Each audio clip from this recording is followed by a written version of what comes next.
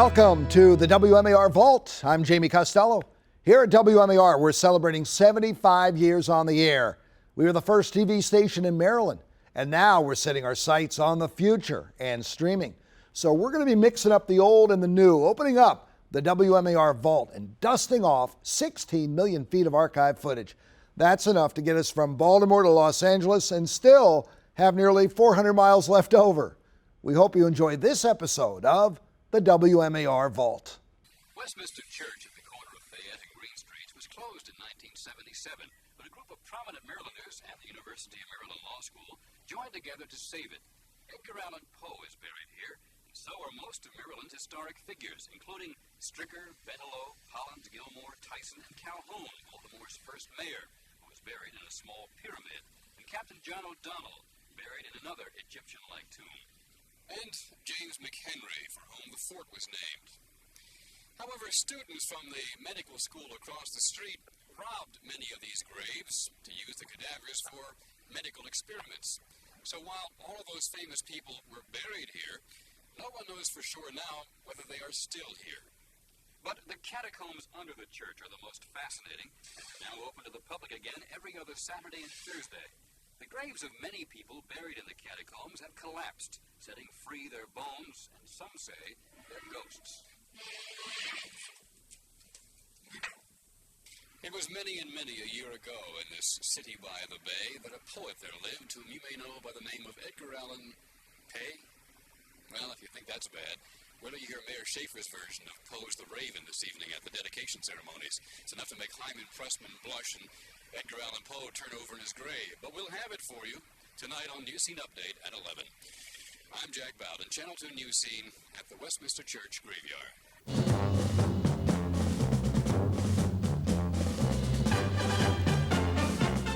When whistling by the Poe grave, you can hear a flapping verse from the Raven.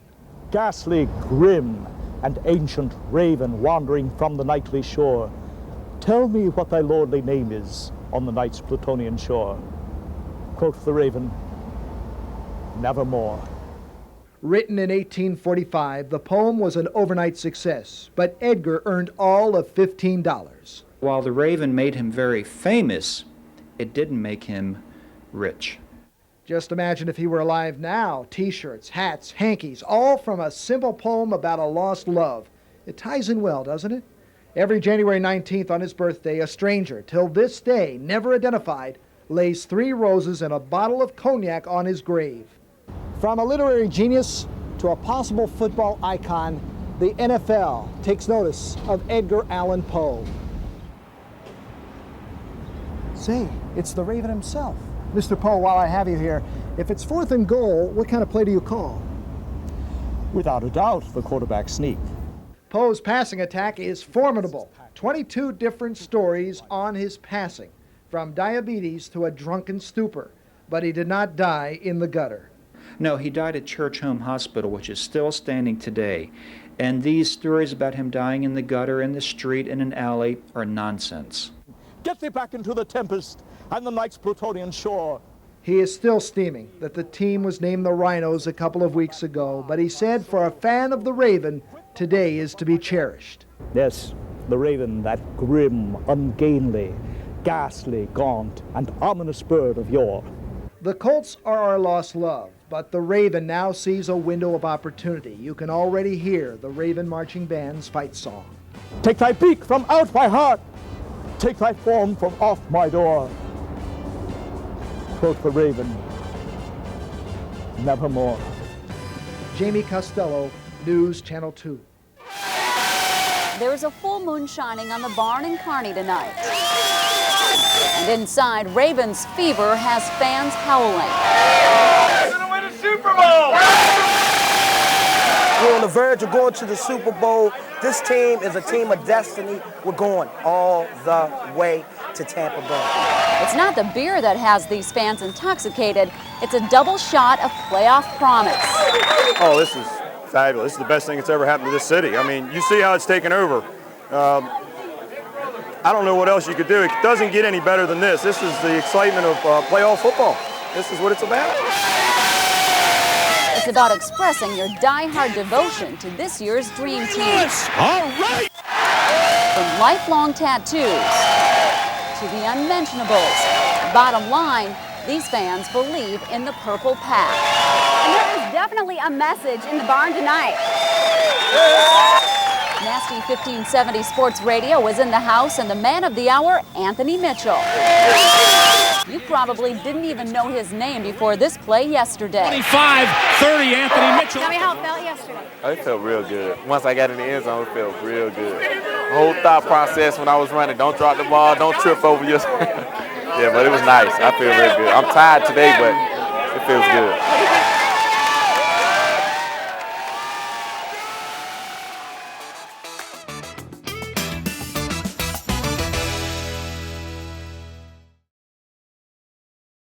Mike, first of all, what's the situation with the three top injuries?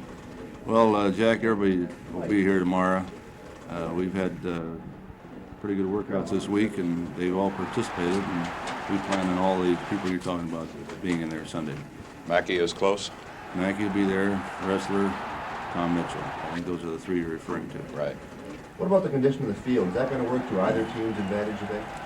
Well, the field itself is more or less like dirt, and it's a pretty good track. And I know Oakland has played the last couple of ball games in the mud in the Frisco game and the Miami game.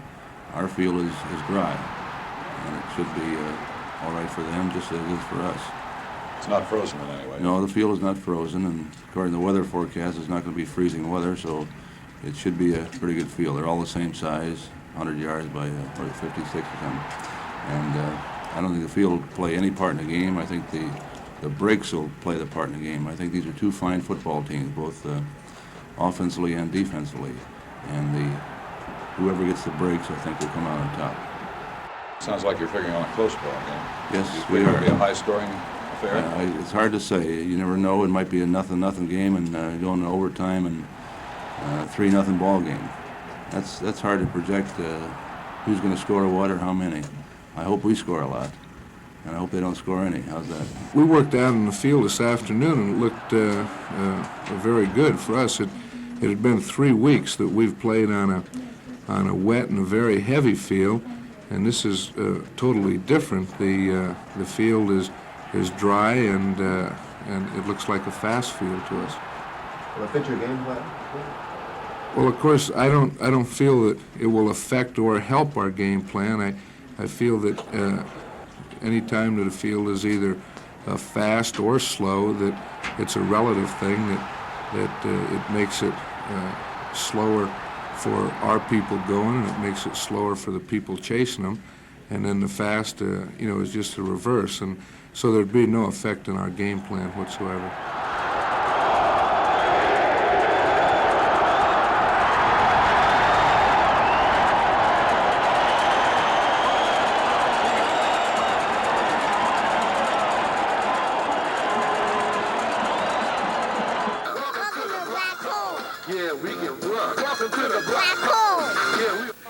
Welcome to the Black Hole, that all-encompassing space in the universe reserved for Raiders fans only. They are the keepers of the silver and black pride.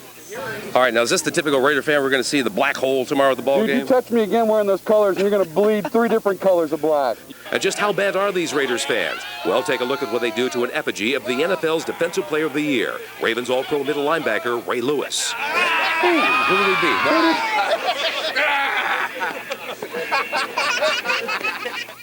But we Ravens fans have a couple of aces up our sleeve. The fives factor is, first of all, there's the 2 Super Bowls that the Baltimore Colts played in was Super Bowl III and Super Bowl V. And this Super Bowl is which number? 35. So there is a lot to that. Not to mention Scott Garceau's Lucky Horseshoe. This was sent to me a long time ago. I think it was a promotion for Pimlico or Laurel. Sat on my desk, collected dust. And you remember I brought it out on the set of Friday night. I said, I'm not superstitious, but 21 quarters without a touchdown, that's enough. We got to do something. So we took this thing to Cincinnati. You know the rest of the story. Brandon Stokely scores a touchdown. The Ravens have won 9 games since. And the first thing the engineers say when we come to the booth, where's the horseshoe? We set it up in the booth on every game. It's 9-0, and it's here in Oakland with us. If it works, it works, right? Yeah, let's stroke that horseshoe, guys. One more time. Come on, baby. Just win, baby. Just win. guys aren't bad sports, are you? When you lose tomorrow, you're not going to be real upset, are you? Man, you know who's going to lose? That's a bird right up there. We're going to win, baby. Raiders number one! Raiders! Raiders! Raiders! Now we see it, the intangible group feel-good only a winning NFL team can bring to a city. Move those chains! Move those chains! Move! Okay, it was live on 2 News. Fans creating new cheers. I got a feeling the Ravens going to the Super Bowl! A contest to name the Ravens' dominant defense. The fan favorite, Purple Pain. Purple pain. I like it. That's good. I love purple pain. Let's go with it.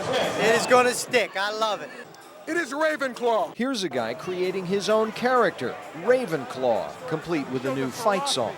With the charm of dear Baltimore, we cry, mighty ravens fly. I think the nickname, the painted faces, and all these other things are just an offspring of the one big new tradition, and that's Raven football and how it's really captivated the city.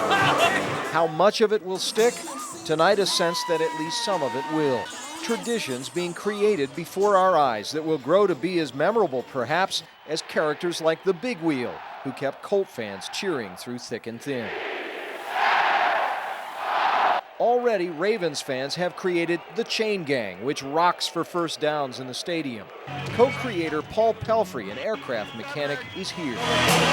Magic is having a creative imagination and looking at your team and seeing what really pulls the crowd together. And tonight, a rally, a new name for the defense, and people pulled together tighter than they have been in a long, long time.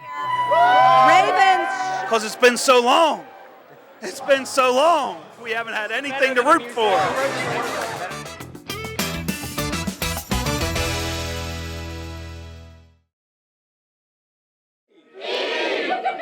Give me an N! Let's start it off in Towson. Ravens fans screaming at the top of their lungs at a pep rally at the county courthouse. Everyone knows the plaza in front of the circuit courthouse is Patriot Plaza, but not this weekend. I want to announce officially that I've just signed an executive order officially changing in the courthouse square the name of P Plaza, which is now no longer known as Plaza. It is now known officially by executive order as Ravens Plaza. The Ravens caravan also hit the trail all around our area, 12 stops and hundreds of happy Ravens fans. Even teachers are allowed to play hooky on Purple Friday. We got off work this morning. We work for the fire department as dispatchers, and we said we are going to support our Ravens. We love them. We love Ray Lewis. We want to show him our support. We are going to win Sunday, and we had to be here to support them. And as the sun goes down, the fun heats up as Ravens fans have their own pep rallies, well, in the tavern or bar of their choice. Quaff down a natty bowl and wear your purple and show your true pride. Ravens fans know who's going to win this, but they know any victory won't be easy. The Ravens are absolutely going to win. They're going to crush the Patriots. I think it's going to be Joe Flacco to Torrey Smith all day. From sweating in July to freezing in January, this is the moment we've waited for, 60 minutes away from New Orleans.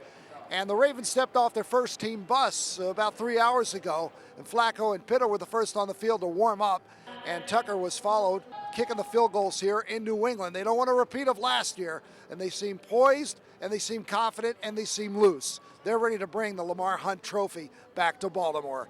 We'll cover it all for you. We'll see you tonight at 11. Jamie Costello in Foxborough. It's a long way to Foxborough, an even longer way down to New Orleans for the Super Bowl. But Ravens fans say it's a road well traveled, and they're ready to roll. Naming it. Fireman party. We're going to the Super Bowl. We're going to New Orleans. You're ready. I can see that. Yes, I am. Ready to go, Ravens. So you're all warm. You're ready to roll. I'm ready to go. I got my triple layer, and I'm ready to see the Ravens win tonight because we're going to the Super Bowl. Hanging out in the heart of enemy territory, setting up barbecue grills, and just having a good time. That's what it's all about. It's all about the fun. It's all about the friends. It's all about the game. Ray Rice going to do his thing. Torrey Smith can do his thing. I'm going all the way. Going all the way. New Orleans. 28-31, fourth quarter. Joe Flacco hits Torrey Smith, 35-31. We rewrite history. You've seen this wind here today, right? It doesn't matter. He's not going to be throwing any deep It doesn't balls. matter, I'm telling you. He has the strongest arm in the league, I'm telling you. For Ravens fans, this is a must-see game. Not only are they going to see the team win the AFC Championship, they're also here to see Ray Lewis on the way to his second Super Bowl. The keys to the game, put Brady in the dirt. That's 1. 2, let Ray Rice run all over their defense. And 3, have their fans, that 12th man in the stands, cheering them on. Hit Brady a lot of times. Get pressure on Brady, knock him down, take him out. That's what we're going to do. Ray Rice run the ball. On the money. On the money. New Orleans, here we come. Baltimore back for revenge. 2013 Super Bowl champions. Let's go. Let's go. That's all that needs to be That's all that needs to be said. In Foxborough, Roosevelt Leftwich, ABC 2 News. Like a job, Tony Weir made a full-day commitment to practice her playoff ritual at Max's in Fells Point. Same seat, same purse, same jewelry, same hat for the past 3 weeks. 3 weeks. Weir scored a front row seat while people had to stand up behind her for the rematch, Ravens-Patriots in the AFC Championship. This guy, a brave one, balanced his food on his lap with the chance of cheering at any moment. Their voices raised the roof, and when number 52 showed his emotions during the national anthem, there was nothing but love. It speaks to Ray Lewis, absolutely going to put it all out on the table. I knew that's the way that it was going to be. Back that up. Paul Barbeau has team spirit on his beard. I carved Ray Vens, or an attempt at that, into it, colored it purple, and then white in between. Shots on the bar and verbal shots across the bar for the outcast. Bob Snow is in from Boston, visiting his son in Baltimore. Walk in here like a big man and people know you? No, I don't walk in here like a big man. Everybody in Baltimore is very casual. Casual and, classy. Silly string for the silly Patriots fan in Fells Point. Bob Snow may have been the first to cheer with points on the board, but the Ravens got the first touchdown. I'm happy for that right there. Yeah, let's go Ravens.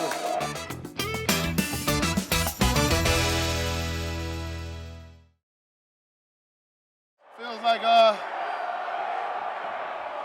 closest thing to heaven. Seeing Orioles All-Star Adam Jones and Olympic champion Michael Phelps wave the Maryland flag. I'm gonna make the trek. Down to New Orleans. We're going to New Orleans, baby. Let's go.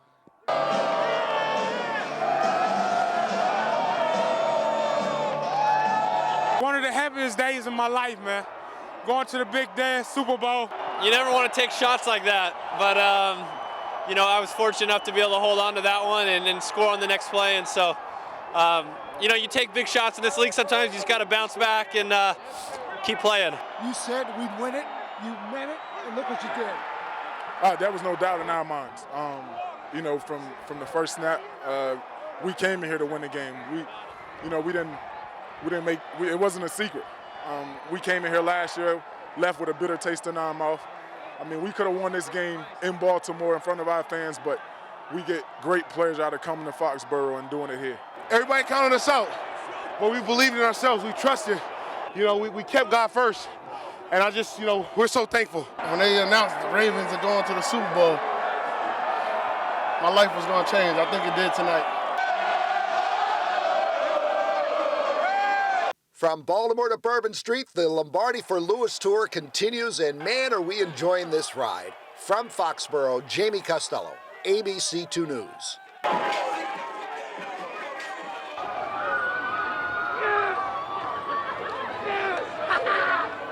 Maryland, yeah! Super Bowl, are you serious?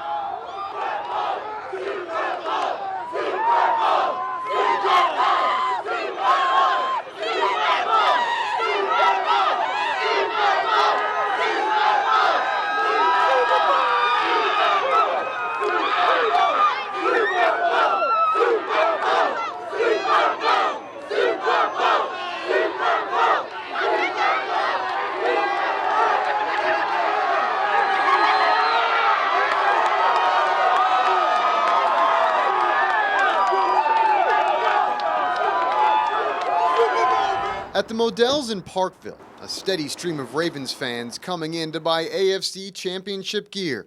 The holiday today not only gave these kids the chance to watch the whole game last night, but spend the day shopping for anything Ravens. So did you let these guys stay up during the game last night? Yes, of course we did. Oh yeah, and then some. And what was the reaction in the house? Oh, we were out screaming, dancing. What kind of dancing? Were you dancing like Ray Lewis? Yes. What kind of show it to me? It's that kind of passion for the Ravens win that is actually making this store the highest grossing one in the chain today. Numbers and customers that started rolling in as the score literally went final. When the clock hit 0 on the game, we unlocked the front doors and we were ready for our first customer. So this started last night, late last night? That's correct, yes. We were here and we had customers in here from 9:45 until past midnight. And then open again at 6 o'clock this morning. The store seeing a steady stream of fans. Is that an XL? That's an XL, yeah. Sweet, I'll take one of those. Thank you. And even a player. Ravens tight end Dennis Pitta made the stop to pick up his own gear, moving admittedly a little slower after that monster hit he took in the second half. I'm standing still. I feel all right. Pretty sore this morning when I got up. Felt like I get hit by a truck, but feeling good. Next play was good. Yeah, you know, it's always makes it a lot easier when you take a hit like that to get back up and be able to score on the next play. It also feels good to these fans, some of them surprised by Pitta's appearance here, eager to get their pictures taken with a conference champion today. Road to the Super Bowl! Woo! The Ravens! In the hopes of a Super League champion in 2 weeks. In Parkville, Brian Kubler, ABC2 News. For 75 years, WMAR has brought the news into your home. From film to video to tiny digital cards, over-the-air, cable, satellite, and now streaming. And we'll keep moving forward. And remember to look back at the stories and the moments that made us all here in Maryland. We hope you've enjoyed this episode of the WMAR Vault. We will see you next time.